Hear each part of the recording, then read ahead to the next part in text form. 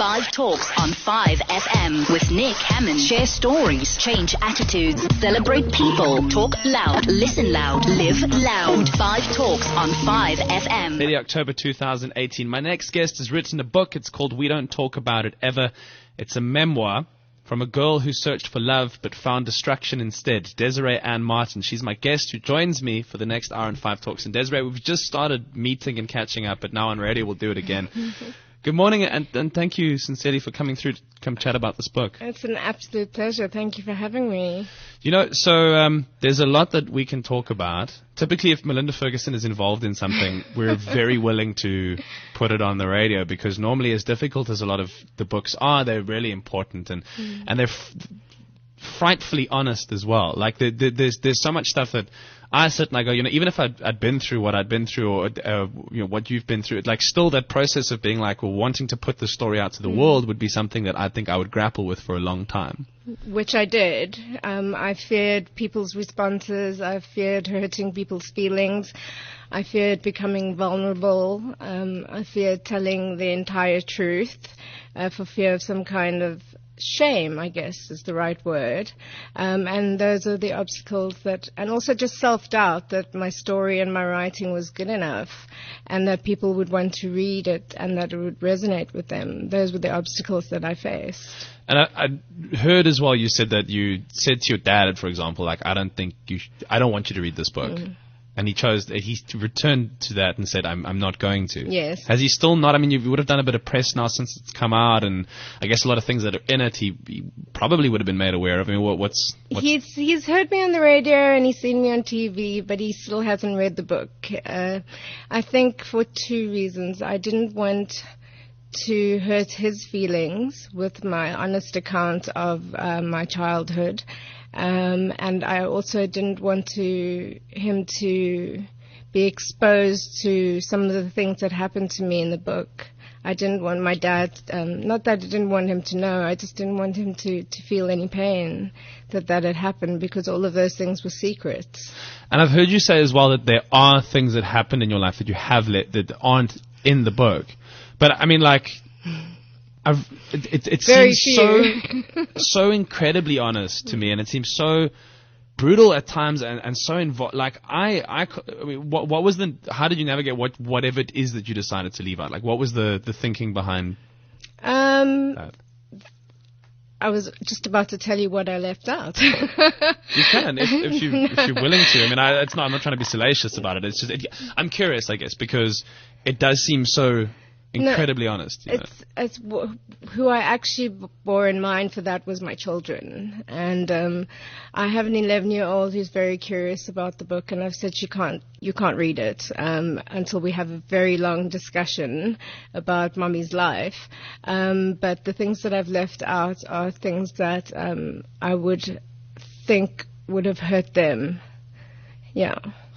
So it starts off you talking about your own childhood growing up in South Africa, and then immediately there's a few ideas that you kind of start writing about immediately. There's the broader idea of addiction, which I want to talk about, you know, not just specifically being addicted to like drugs. It's more like a psychological behavioral thing. Yeah. But also when you talk about the whole not talking about it thing, the first thing that stuck out for me is that it's you and your mother on the train in Cape Town.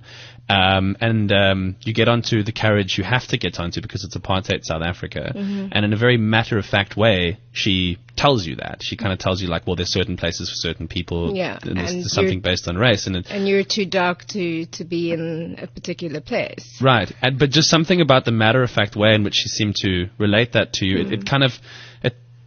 plays into me the same idea of, like, you know, sometimes in life we don't talk about certain things because, well, what are we going to do about it? You know what I mean? Like, and as a defense mechanism sometimes, in order to be able to live in certain circumstances or under certain circumstances, we shy away from dealing with things because the thinking is, well, that's just going to bring more pain into our lives. Exactly, and also that for my mom, having grown up under the apartheid regime, there was nothing that she could do about it. So I think that's why it was such a flippant comment, because it was so matter of fact, like, that's just the way it is. And I don't think she intentionally, I don't even think she realized what a seminal moment it was for me. And she heard me on radio talking about it, and she said, I don't even remember telling you that. So I said, no, but you did, and it changed everything. It changed the way that I saw myself and my place in the world. How much excavation went on for you personally with this book? I mean, sort of going back and reliving things, and how much of it was kind of just at the surface? A lot of it I had to go to very deep, dark places so that I could recall in great detail exactly what had happened. And it was a very painful experience. And not embarrassed to say, but I'm in therapy and have been for a while. And I actually had to write chapters and then take them to therapy to process them, because I had gone into these places that were so painful. And they turned into cathartic experiences, in actual fact. So from the pain of going back into memories of abuse or addiction or any of the violence that is depicted in the book, I found some sort of healing.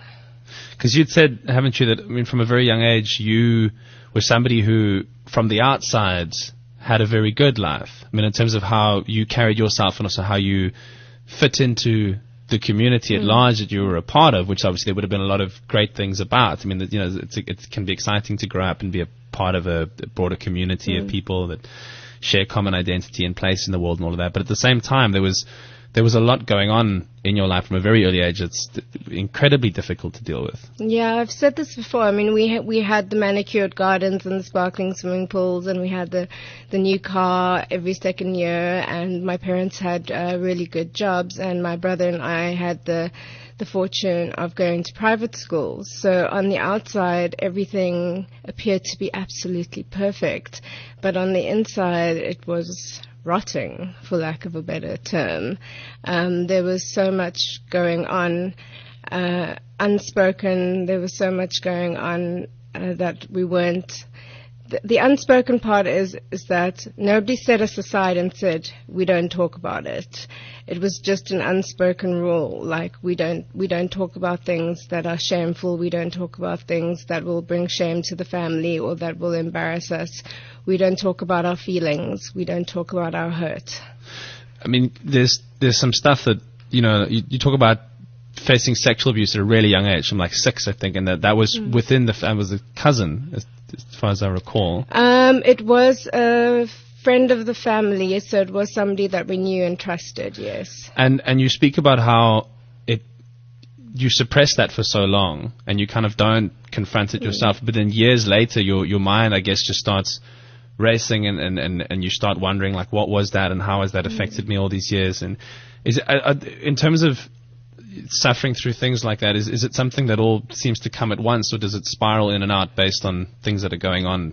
I think for me, there were certain triggers, and it didn't all just come upon me like an avalanche. It was a slow process of realization that my behaviors in my life had been dictated by certain things that had happened to me, and certain of those things I couldn't remember until much later, and then it all made sense. So it was an ongoing process of kind of putting these puzzle pieces together and going, oh, now I understand. Because no one had told me.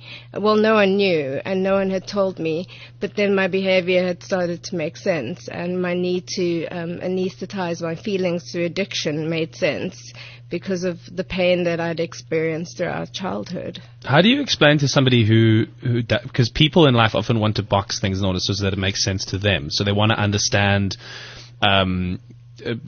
abuse survivors, and they want to understand addicts, and they want to, like, you know, they want to compartmentalize these things. And one thing that somebody who's suffered from any kind of addiction will tell you is they'll tell you that it's a far broader thing. Like, I mean, the psychology of addiction is something that can manifest in almost anything. Absolutely. But a lot of people don't seem to understand that. And as somebody in your capacity who works with addiction and has been through the process yourself, I mean, how do you explain that to people? I explain it that it doesn't discriminate at all.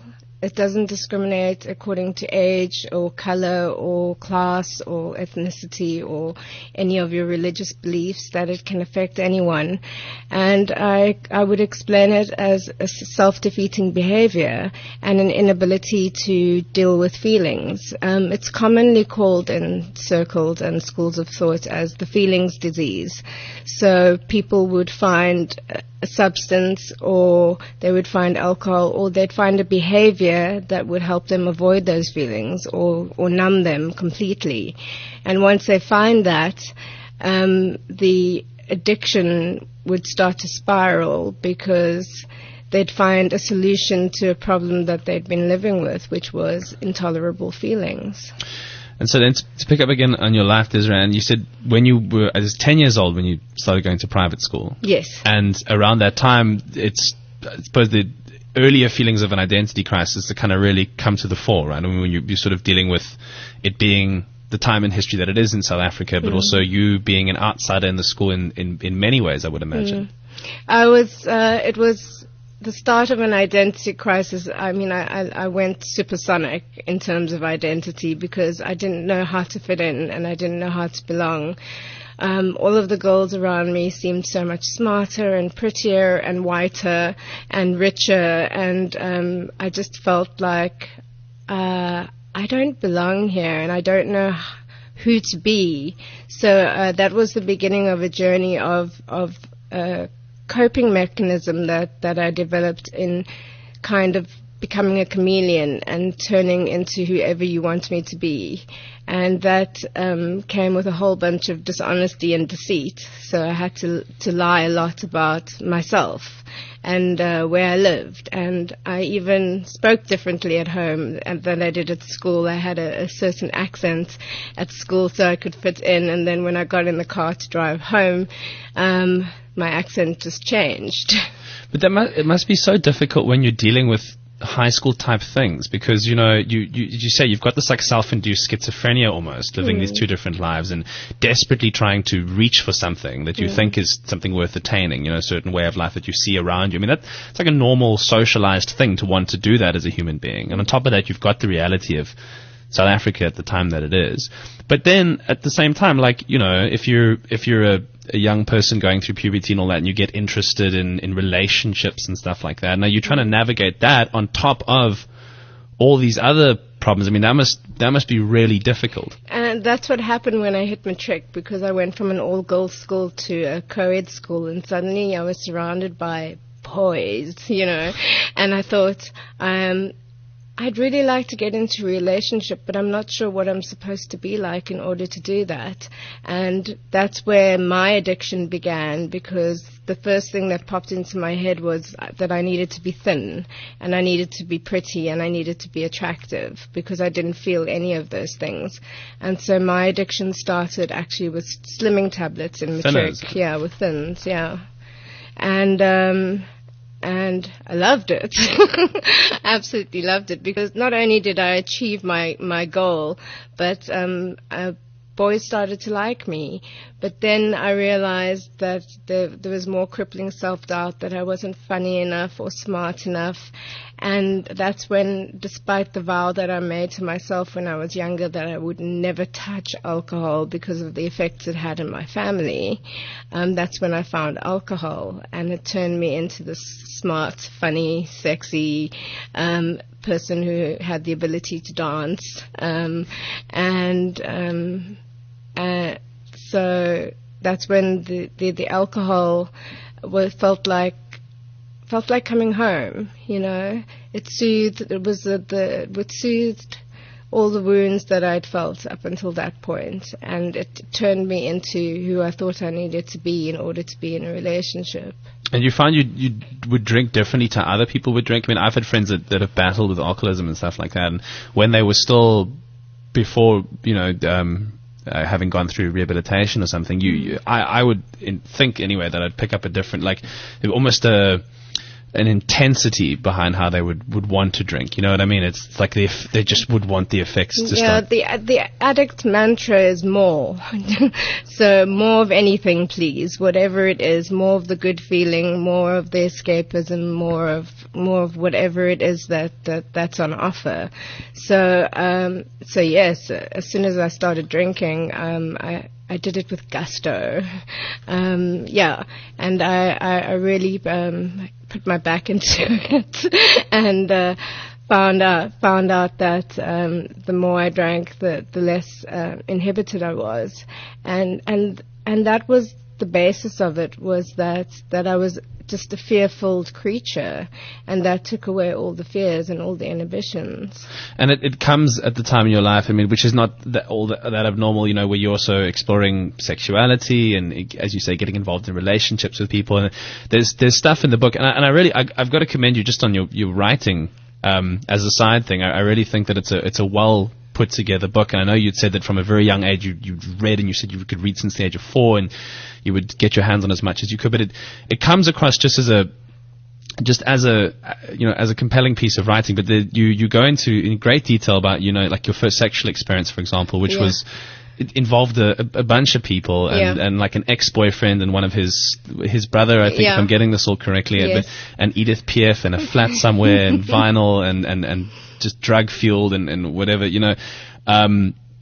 But it seems to me as well that there's a lot of times in your life in which relationships that you had with people were often what either enabled what you were doing, or kind of pushed you further down a road that maybe you would or wouldn't have done by yourself. Well, that was the nature of getting into relationships and becoming whoever the person wanted me to be, you know.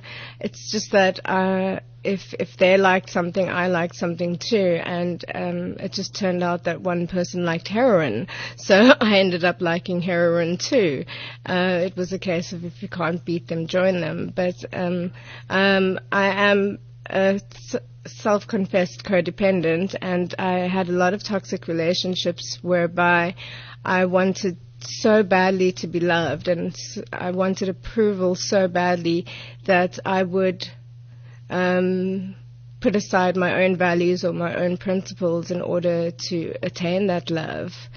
And in the case of the heroin addict, I thought that the size of my love was so huge that it could kind of cure a heroin addict, which was completely nuts. But at the time, I was hell-bent on testing this theory that my love and my ability to love and everything that I had in my heart could battle the disease of addiction in another person. In your experience, as somebody who's been on that side of the coin, with somebody who's, if you experience somebody in life who becomes, say, codependent on you, so say, for argument's sake, if you were codependent and then we were in some sort of relationship, and I knew that was bad for both of us, what is expected of the other person? I mean, the person on the other side of the coin who does not have that, who wants to know, because you don't want to hurt the person, but you're aware that person is going to do anything. Sure, and but codependency is like a dance, so you can't get involved in a codependent relationship without your permission. So, if you're on the receiving end of, say, somebody who is toxic or needy or asks you how they feel, or their mood depends on your mood, then it's a case of detaching from that, because it's a very unhealthy space to be in. Because you're not helping that person either, right? Aren't you enabling more than you? Yeah, absolutely. You're enabling their codependency, and it takes on various forms like rescuing and just, codependency is as much of an addiction as heroin addiction. It's addiction to relationships, and it's making people the center of your universe, and it disallows for your own feelings because the other person's feelings are more important. Was it your 24th birthday when you first did heroin? That is correct. You were with your boyfriend at the time, and yes. you'd just done crack before that? Was that something you were doing already? No, it was, the first time that I did crack, and I lost my mind. I was like psychosis. It was just so too much for me. Obviously, I had gone through every kind of illicit substance known to mankind, and I swore that I would never do crack and heroin, just like I swore I'd never drink. Right. But for my birthday, the gift that kept on taking, I guess, was the crack experience, and it was just too overwhelming for me. And so he said, well, you know, here you go. Something to kind of bring you down a bit. To bring me down a bit. And the feeling that enveloped me was like nothing that I'd experienced before. It was truly like an anesthetic. It took away absolutely all the pain and any kind of sense of painful reality that I was experiencing at the time or had experienced before. And, I mean, in true addict style, I vomited my guts out, but I persisted and got addicted to heroin. And I was an intravenous heroin addict because he was as well. And so, and that started a massive spiral and decline into active addiction and into absolute darkness. Even, you know, just on top of, I suppose, drugs being drugs and things that are, you know, on an uncontrolled market being dangerous. It's the intravenous thing to me. I can't. I mean, I get it, you know, and I understand, like with anything in life, you know, if you're in an altered state for a long period, your entire psychology starts to shift, and how you think about things, it's really different, right? Like you don't see the world. No, your neurons change, your neurobiology changes, everything in the brain changes. So. But I mean, still, like, you know, and then you said as well, you after taking the crack in your birthday and all that, like you complete. Like I think you described like climbing up the curtains or something. Yeah, some kind of, pretty much. Kind of way which you talk about. But I mean, still, like there must be a part of you that's frightened the first time that you see a needle with drugs inside it. There must be a part of you that's like, on some level, is like, I can't believe I'm gonna do this. There's a list that you make of things that you'll never do. Well, there was a list that I had of things that I would never do, and then I slowly found that I was just ticking boxes.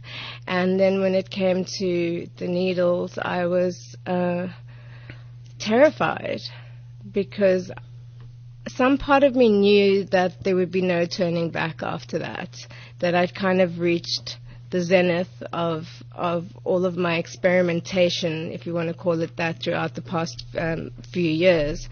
But something about the needle full of heroin made me realize that yes, you really are going to destroy yourself. And that's on some level as well. You're like, well, I'm okay with that. And I'm okay with that. Yeah. Let's see where this goes. Yeah. I mean, because it gets to some places, you know, like with you and your where guys that you're with or environments that you're in, the elements start becoming increasingly like criminal. Like, you know, you're driving getaway cars at some point, and there's like guys involved in all kinds of weird robberies, and that can't be a fun world to be in. No, but it was an essential world to be in. If I wanted to support my habits, I had to get involved in activities that would do that, because I couldn't. For a few years, I did live a double life. I was in public relations, and while all this is going on, this is going on, but then eventually I lost that job, and when I lost that job and the job that came after that I lost for stealing or for theft, I was completely unemployable. So I had to be resourceful, and that is the story of every kind of addict, or is that you find ways and means, because the drug or the substance or even the behavior is more important than anything else. So I was driving those getaway cars, and I was pawning those angle grinders, and I was involved in some serious fraud, and that's where I had to go in order to fund my habits. Does it bring shame to you now to think of that, or embarrassment, or do you understand? Because I'll tell you how I see it, and then you can tell me how you see it. Sure. So the way that like I see life in general, when it comes to people that I meet, is that like I think it's really important to understand what has led them to where they are in life. I think that's crucial, because that gives you insight into the basic idea that we're not too dissimilar. Any of us. Absolutely. It's based on like vicissitude and circumstance, why we make decisions we have to make. So I advocate for the whole, like, you shouldn't feel embarrassment or shame, but I mean, it's difficult sometimes on a personal level to get away from that. When I came into recovery, I was filled with shame, and I had so many secrets, and I didn't think that anybody would understand. But it's been a good few years now, and I've processed all of that, and I've come to terms with that's what I needed to do in order to survive. It was a survival mechanism. And so the shame has lifted. And if the shame hadn't lifted, I wouldn't have been able to put it in a book, that's for sure, because I would still want to keep it closeted away and keep it a secret. But for things such as, like, I had to become a sex worker in order to fund my heroin addiction. And I feel no shame around that now. In the book, you talk about it in a really matter-of-fact kind of way. So that the chapter that starts off, you kind of, I think that it's in like a few sentences where you're like, I needed heroin, he wanted sex, so that was that. The economics of it. Yeah, the economics of it, right? Yeah, because that's what it was. It was every day was about, so what are we going to do today to score? And on that particular day, I had nothing left. I was turking. I was out of ideas. I was too weak to steal anything. And I was like, okay, well, I've got something left to bargain with. Let's try this. And so I tried it, and I got drugs out of the deal. And I was like, okay, we can use this. We can use our sexuality. We can use whatever we have at our disposal, and that started that journey as a sex worker. And I would go down and escape from my mother's flat every day and go down to Mowbray Taxi Rank and ply my trade, and then make sure that I was home by the time she got home from work. And so living that lie as well. With incredible discipline, if you think about that. I mean, navigating through so many different things to make sure that you're home in time for dinner kind of thing. Sorry. It was pretty much like that, and I was crawling out of garbage chutes at the time, and attempting to scale walls with sheets knotted together, and that failed miserably. And I'm lucky to be alive, actually. But it was an extraordinary life that became an ordinary life. Extraordinary circumstances ensured that that was my life. That's just how it was. That's what I did every day. What's the want now to help other people? And the reason I ask this question is because at the same time, because I mean, you do, obviously, you have your clinics that you run and your people that you help deal with recovery and get over the problems of addiction and that. But at the same time, like, there's got to be, if you're constantly re-engaging with that kind of subject matter, like the risk of like reopening old wounds and kind of confronting things over again and again and again must also be like a challenge that you have to acknowledge you're willing to accept if you go into the realm of helping other people. Sure, and they say that people don't end up in the helping profession by accident. You end up there because you're there to process your own stuff and your own demons.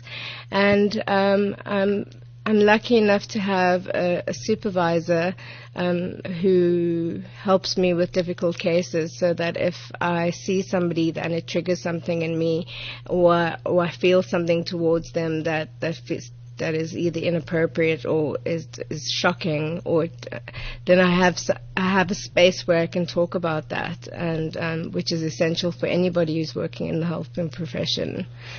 You say shocking. I mean, are there things that can shock you? There are still days when I go home and I go, well, that's one I haven't heard before. And that still happens. And I'm like, wow, that's creative. And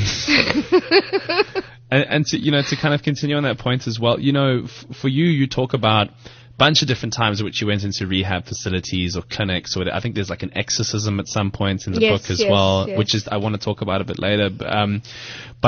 But you speak about how again, it comes back to that child that had this double life and the identity crisis and was able to present in one way but feel a very different way inside. That there was a lot of times, and you would get to a clinic and be like the star pupil, but knowing full well that nothing is actually being absorbed or digested. How are you fooling a rehab clinic? Very easily, just by being compliant, just by saying the right things and doing the right things. And I had been trained as an actress. I went to drama classes since grade 5, and then I went to the Waterfront Theatre School. So I was adept at acting. I was a professional, really, and so I could pretend to be this perfect compliant patient and say all the right things and do all the right things and be Captain Recovery and and it didn't serve me very well because nothing authentic, as I said, was digested. It was all on the surface and superficial.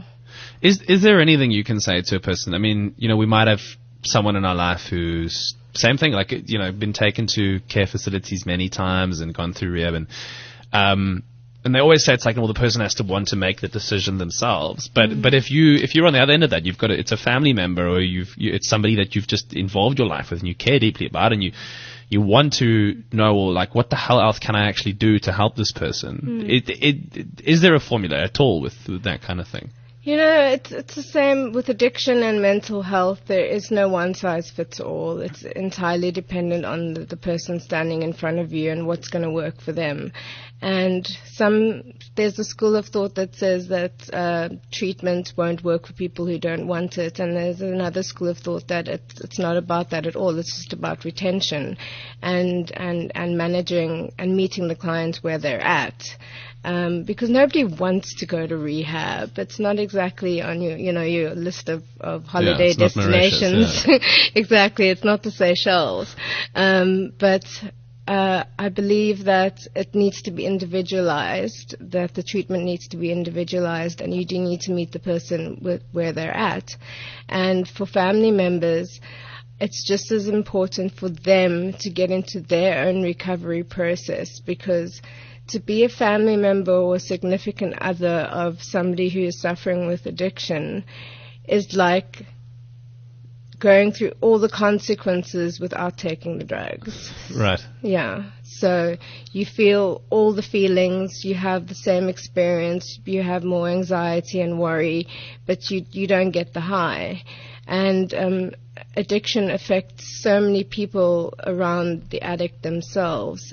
And so we always suggest that family members get help themselves, that they get engaged in a therapeutic process or they go to a support group, because it's not about controlling or trying to cure the addict. It's their own journey of recovery.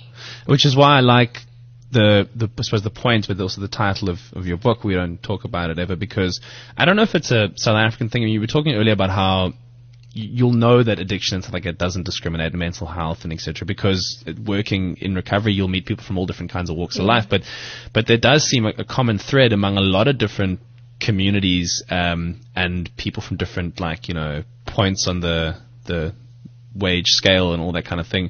There's this overarching idea that, in general, we're very closed off as people, human beings. It's part of our nature, and that's I think why mental health is as big as in a bigger state of crisis as it is. Absolutely, it's so stigmatized. Mental health and addiction and abuse, they're still such stigmatized and taboo topics. Nobody wants to talk about them, and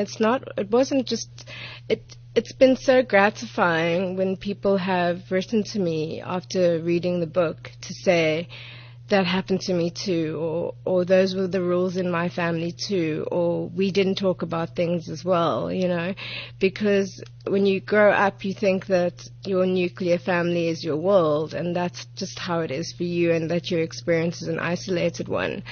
And so that what I wanted to do with the book was to just open up that can of worms, and talk about these things, because they're not spoken about enough, and not enough action is taken to kind of help people who are suffering with mental health issues, or survivors of abuse or addiction. How did you, when you start making a change in your life? 14 years now into recovery, which is amazing. Thanks. How do you cut all that out of your life? I mean, like, because it must get so. If you're a person who is so desperate, like at whatever cost you're gonna get drugs, like you're gonna score, then I'd imagine like you involve so much of your life into doing that, so you don't care about how deep into someone, like how the relationships you're forming with other people, or like who you're kind of getting into bed with, or whatever the case is. Like, how do you cut all that out? Because it must get really involved. Like, I mean, people know a lot about you by the end of that. Yeah, but it's kind of like a displacement theory, where for everything that you lose in active addiction, you have to replace it with recovery. Otherwise, you leave this huge abyss, and if you leave a huge abyss, it's going to be filled up again by whatever it is that you were asked to, or you chose to give up. So for every using friend you have, you need to find a friend in recovery, etc., etc. You have to avoid the places that are triggers for you. You have to avoid situations that are triggers for you. So you have to rebuild a whole new life based on your sobriety, and it's not easy. It's not easy, especially because all you knew was addiction and taking away your feelings. And your feelings come back, and then you have to deal with reality, and then you have to change all your friends, and then you have to change this and that. And it's not an easy process, but that is the process that you have to go through, that in order to keep yourself safe, and in order to reinforce your commitment to sobriety. People who you go through all of that, and you do everything in your power because that's what you want for yourself. I mean, I know you've been through this as well, so you can explain more what it's like, but I mean, relapsing must feel like the worst thing in the world. It does, especially if you've just been through 4 weeks of rehab and you have all this knowledge in your head about recovery and sobriety, and you've been going to meetings, and then you impulsively use anyway, and then you have a brutalizing experience along the way, just to kind of hit home the theory that it wasn't a good idea at all. But it does feel horrendous, and that shame of relapse keeps a lot of people from returning to 12 Steps fellowships and to asking for help again, because they feel that they failed. But it's part of the journey. It was definitely part of my journey. That was my last convincer, as I call it in the book. And it was I'm not saying that I would wish that upon myself again, but it was almost necessary that it happened in order for me to get a wake-up call and say, you actually can't do this anymore. You cannot do this to yourself. You are going to die. Because that was the only options that were left, was sending me to the loony bin or dying or going to jail. Because there's some people, I think, that avoid treatment because they feel like, well, they survive now. However they're getting through life, they're alive. And if they start going to see somebody, they're going to uncover things that they know they've suppressed, but they're okay with that, or they're going to be told they can't be helped. I know people who believe that. They believe that they can't be helped. Denial is a beautiful thing. Yeah. It protects you from the reality of your problem, and if you had to break down the walls of denial, you'd be faced with the fact that you have a problem, and once you know better, you'd need to do better. So, like functional alcoholics or functional addicts who still pitch up for work on Mondays and, still hold down a job and still have relationships, but their drinking is out of control. They need to believe that. You need to, it's a huge part of addiction is denial, is believing your own lies and justifying your behavior. So, yeah. And as somebody who's seen how dark the world can get and has children herself, what do you just give your kids as much love as you possibly can, and you You try actively make sure they don't. How do you manage that, knowing what you know? I think parenting is a very important role for me because I don't want to repeat the mistakes of the past.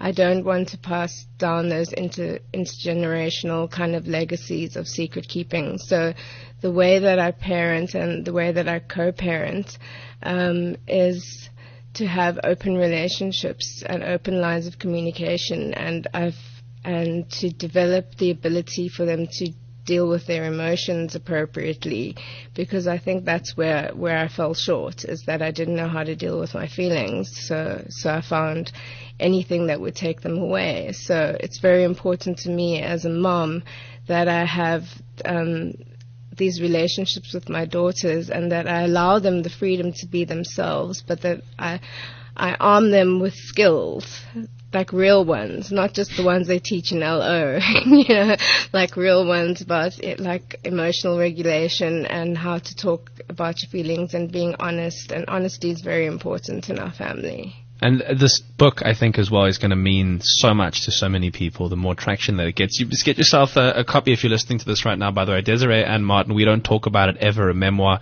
The best ways to kind of reach out to you and the book, Desiree? You can go to my website, which is www.believemoredeeply.co.za. I'm on Twitter at believe_deeply, and on Instagram at believe.more.deeply. Connect, get in touch, especially if you're somebody who's, kind of at a bit of a crossroads and doesn't know what to do and wants help. There are people out there who care enough for you to be, receive that help as well. Desiree-Anne, thank you so much for joining us this past hour on 5 Talks. Thank you so much for having me. It's been an absolute pleasure being here. 5 Talks on 5 FM with Nick Hamman. Share stories, change attitudes, celebrate people, talk loud, listen loud, live loud. 5 Talks on 5 FM.